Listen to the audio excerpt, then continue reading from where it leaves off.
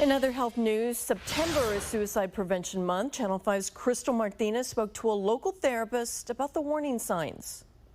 It's the second leading cause of death among young adults, and the Texas Health and Human Services Commission says there is often a stigma surrounding suicide, but HHS says it needs to be discussed. Suicide really does affect everyone across generations, across race, across ethnicity, across gender. Daniel Simmons is one of thousands who's lost a loved one to suicide. His son took his life when he was just 20 years old. Now, Simmons runs a social media support group called Surviving Suicide for people who have experienced something similar.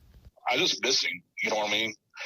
And I think there's a gap in the market for the families or the loved ones that have survived suicide. A gap Simmons says he's working hard to fill. And although he can never make the pain go away, he's hoping to provide understanding and support for others. Many who ask the same question every day. Why? When a person does that, commits that event, it obviously just doesn't affect that person. It affects anyone who has any type of contact, relationship, anyone with that person.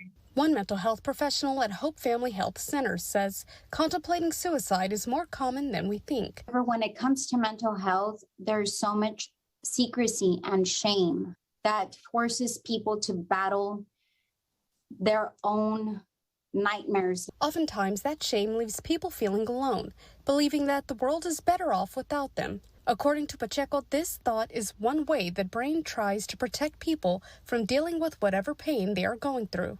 In fact, most clients expressing these thoughts often say they don't want to end their life. They just want the pain to stop. If I wouldn't be here, the pain would be gone.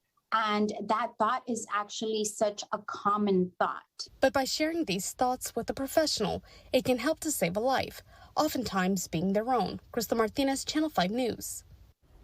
And a reminder, help is available through the National Suicide Hotline, among other resources.